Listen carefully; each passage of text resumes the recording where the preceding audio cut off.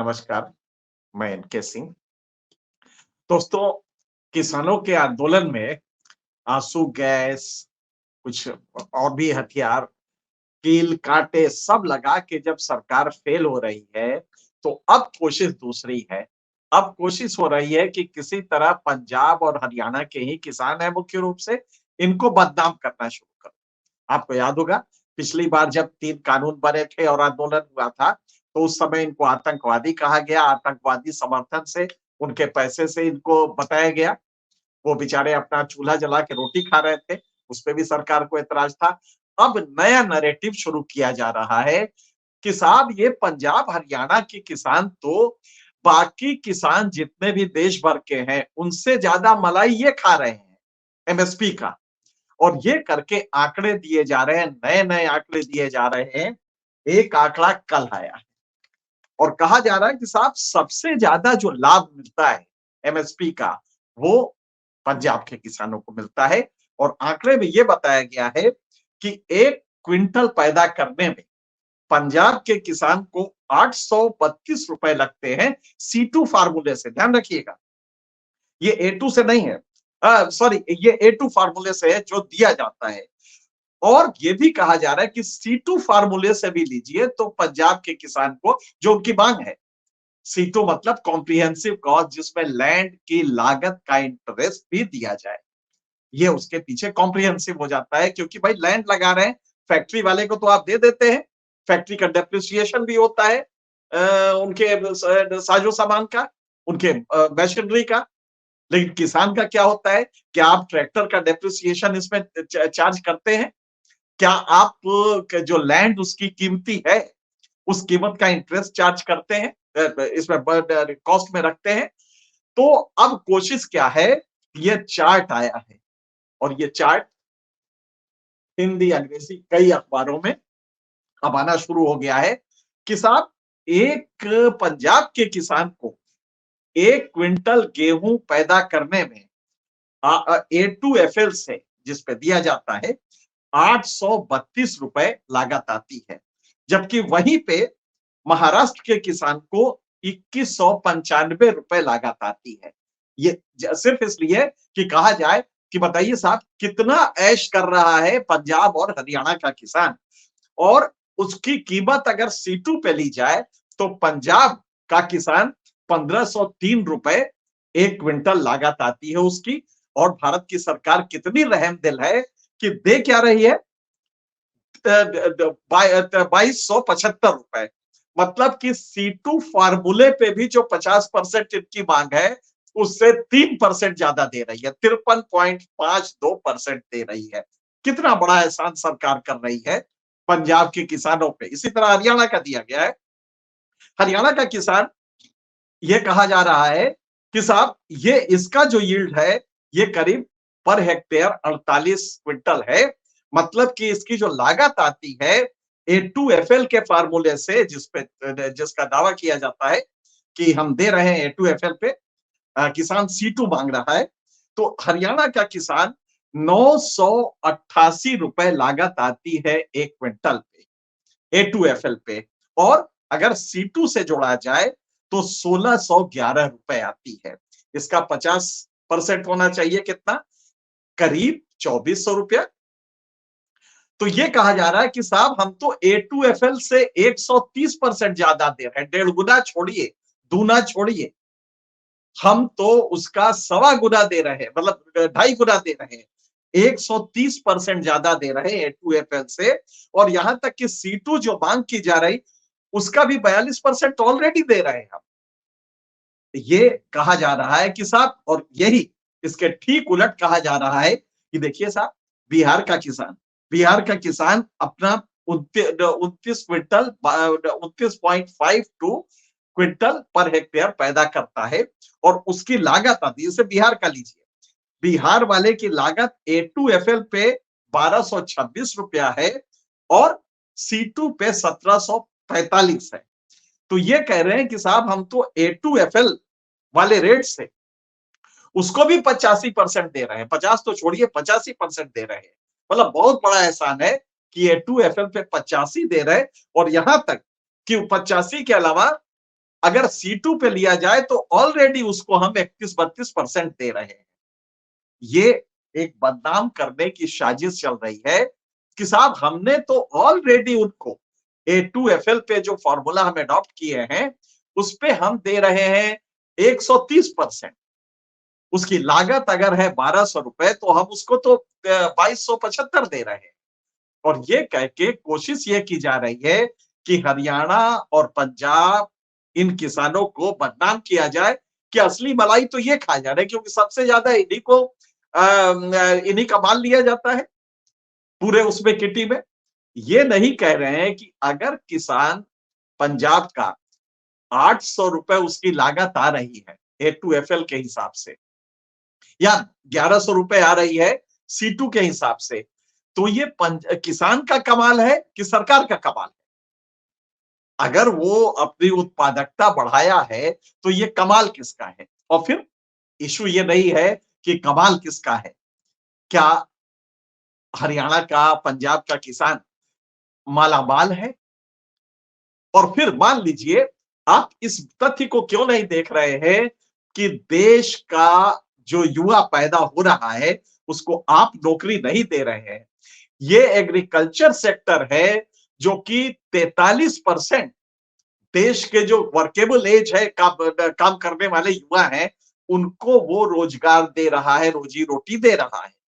एहसान इसका मानिए जिस दिन उसकी रोजी रोटी एग्रीकल्चर सेक्टर से बंद हो गई उस दिन जो देश में त्राही त्राही मचेगी, जो देश में उपद्रव होगा, उसका आपको अंदाजा है?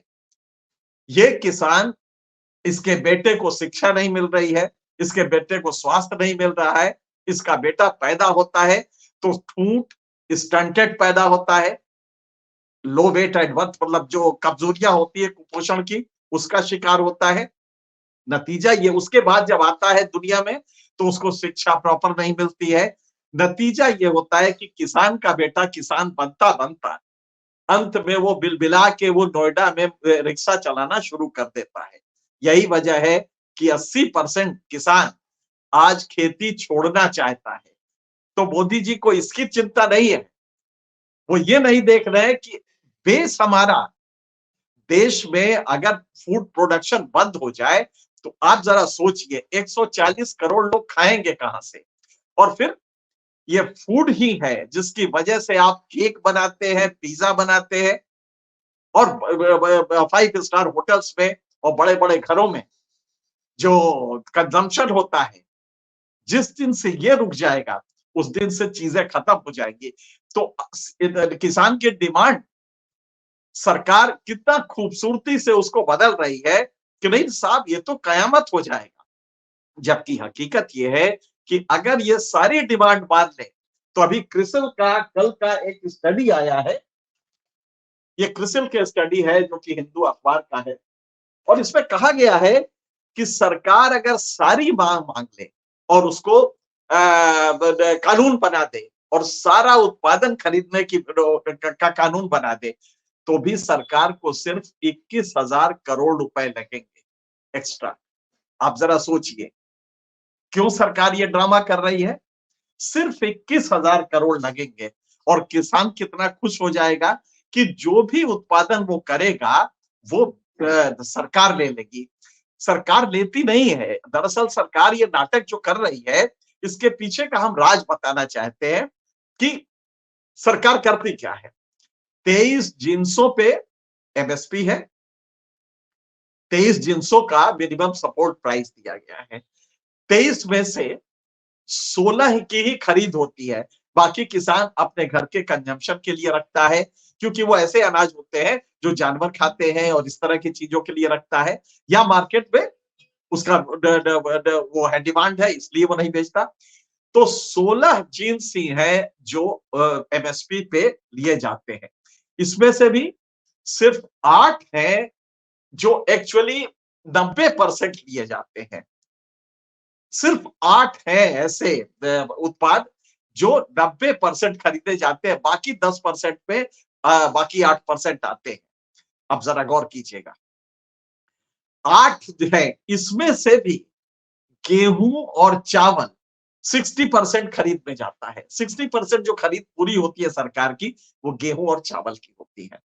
तो अगर आपने यूनिवर्सल दे दिया, अगर आपने कानून बना दिया, तो इससे कुछ नहीं होने जा रहा है, आपको कोई घाटा नहीं लगेगा, क्योंकि आप खरीदते ही गेहूं चावल है, और वो अपने पीडीएस के लिए खरीदते हैं, अपने काम के लिए खरीदते हैं। तो आपको, और फिर मान लीजिए उसने कोई और उत्पाद बोया, तो आप क्यों नहीं सोचते कि उसको मंडी में आप खुद बेचिए। मान लीजिए प्राइसेस नीचे आ रही, किसान कब बेचने जाता है एमएसपी पे? जब उसको मार्केट प्राइस कम मिलती है, तब वो एमएसपी पे बेचने जाता है। अब यहां पे गौर कीजिएगा, दाल तो वो नहीं बेचता, क्योंकि दाल हमेशा महंगा बिकता है। आपका जो एमएसपी है उससे लगभग दूने रेट पे बिकता है। दूने, या यूं कहिए कि 50% ज्यादा तो रेट पे तो बिकता ही है।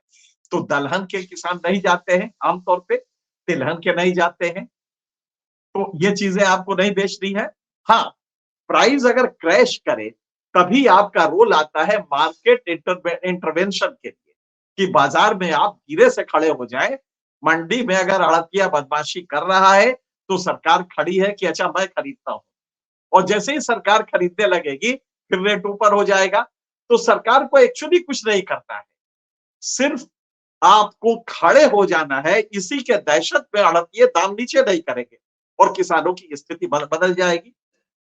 लेकिन उसमें सरकार को है कि काम करना पड़ेगा, उसमें लफाजी से नहीं चलेगा कि आपने बरेली के भाषण में कह दिया कि किसानों की आय दूनी कर देंगे, और पता लगा कि 10,218 रुपए उनकी आय उन 5 वर्षों में, 2016 में कहा था, 2022 में उनकी जो आय थी वो 10,218 थी, जो सिर्फ 25% बढ़ी थी।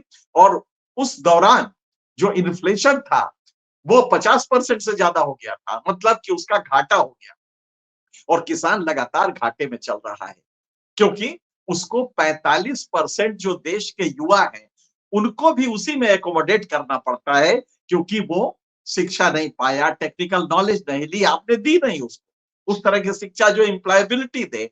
और फिर जाए तो क्या उसको रोजगार मिल जाएगा? क्या एमएसएमई उसको रोजगार देगा? क्या इंडस्ट्रीज रोजगार देंगी? क्योंकि इंडस्ट्री तो ऑटोमेटिक हो रही है, इंडस्ट्री तो मशीन ला के आती है। और भारत के इतिहास में पहली बार हुआ है कि मैन्युफैक्चरिंग में कम लोग हैं, कंस्ट्रक्शन में, मतलब जो ईटा गारा ढोने वाले मजदूर हैं, उनकी संख्या बढ़ गई है, मजदूरी वालों की कम हो गई है। 11.9% जो देश का युवा है वो मैन्युफैक्चरिंग में है, और कंस्ट्रक्शन में 12.3% है। ये देश के 70 साल के इतिहास में पहली बार हुआ है। तो वो जो बेचारे किसान के बेटे आ रहे हैं, वो यहां मजदूर बनते हैं। तो बदनाम क्या किया जा रहा है कि साहब हमने तो C2 फार्मूले से, ये जो आपको दिखाया हमने रिपोर्ट, इसमें कहा गया कि पूरे देश का औसत ले तो सारे राज्यों का मिला के, तो कॉस्ट ऑफ प्रोडक्शन A2FL फॉर्मूले पे 1128 रुपए आ रही है, और C2 फॉर्मूले पे 1652 रुपए आ रही है। और सरकार C2 फॉर्मूले का ऑलरेडी 37% दे रही है। तो भैया 50% की तो मांग है, उसकी 13% और दे दो, करीब 200 रुपया आपको गेहूं का बढ़ाना पड़ेगा। अगर आप अभी 2275 दे रहे हैं, तो 2475 हो जाएगा। लेकिन क्या वाकई किसान इससे खुशहाल होगा? नहीं, उसको दबाया कई तरह से गया है। और ये बात सच है कि जब तक किसान के बेटे को उसमें से निकाल के आप फैक्ट्रियों में नहीं लाएंगे, और फैक्ट्रियों में लाके उनका वेतन अच्छा नहीं करेंगे, तो निकालेंगे तो एग्रीकल्चर पे लोड कम हो जाएगा। उसका उसका पिता खेती करेगा, या बेटा एक ही करेगा, बाकी भाई इंडस्ट्रीज में चले जाएंगे, या टर्शियरी सेक्टर, होटल इंडस्ट्री में जा सकते हैं, सेवा क्षेत्र में जा सकते हैं। और आप जानते हैं कि अगर एग्रीकल्चर में वो लड़का रह गया, तो अगर वो शाम तक 100 रुपए कमाता है प्रतिदिन, एक तो प्रतिदिन कमाता भी नहीं है, लेकिन अगर 100 रुपए कमाता है, तो वही इंडस्ट्री में जब जाता है, तो 250 रुपए उसकी पगार हो जाती है। और जब वो सेवा क्षेत्र में जाता है, तो 350 रुपए हो जाती है। 3.5 गुने का अंतर है।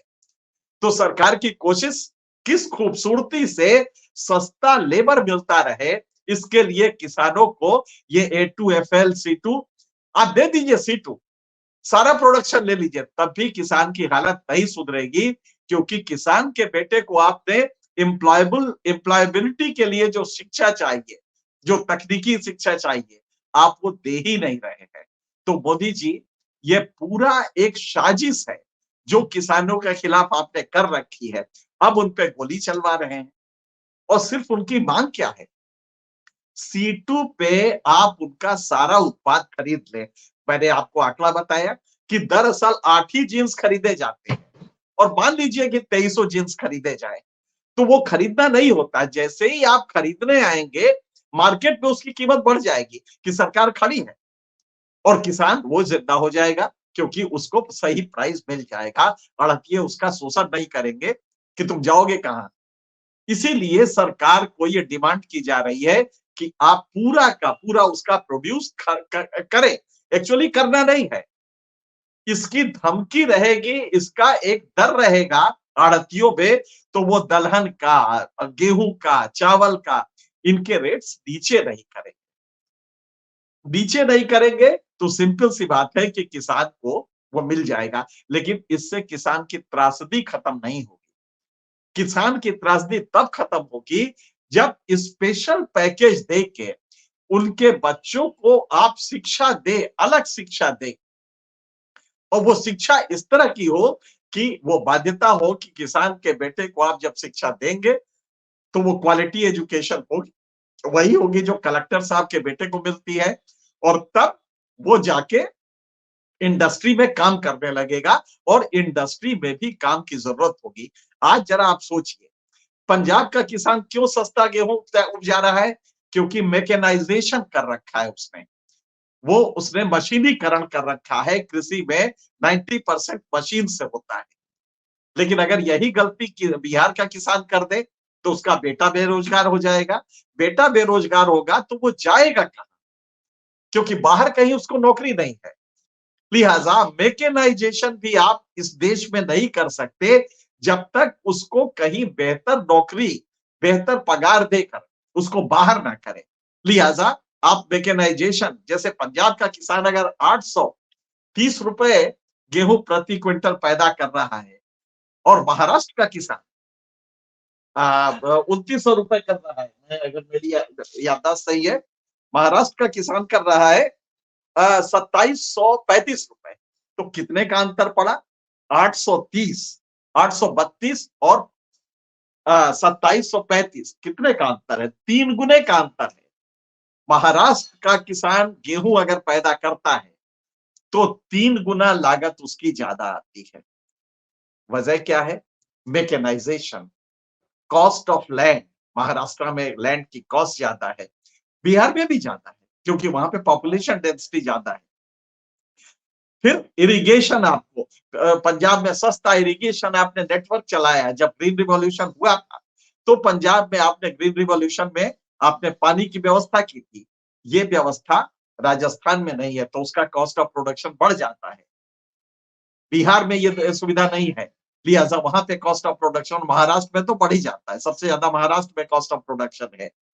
तो इसके पीछे आप गौर से जब देखेंगे तो एक साजिश है जो सरकारें करती रही हैं किसान और उनके बेटे के साथ, ताकि उनके बेटे भी नोएडा आए तो वो सस्ता लेबर के रूप में आए, और साहब जब एसी में बैठे हों तो उनके पैर दबाएं।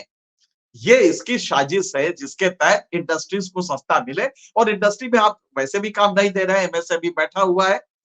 तो सरकार जो किसान की डिमांड है, अगर वो मान भी लेती है तो उसको सिर्फ 21,000 करोड़ रुपए देने होंगे। और इतनी राशि तो अगर पूरा देखा जाए तो प्रधानमंत्री की जो यात्राएं होती है देश विदेश में, उसमें उससे ज्यादा कॉस्ट लगती है। वो भी छोड़िए, 21,000 एक छोटे से प्रोजेक्ट में आप दे देते हैं।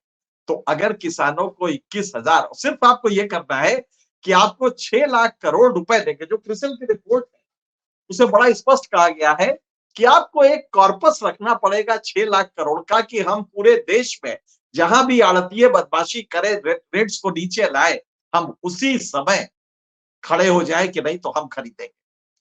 और आप ताज्जुब करेंगे, इससे किसानों की स्थिति पूरी बदल जाएगी। तो आपको ये मानने में दिक्कत क्या है?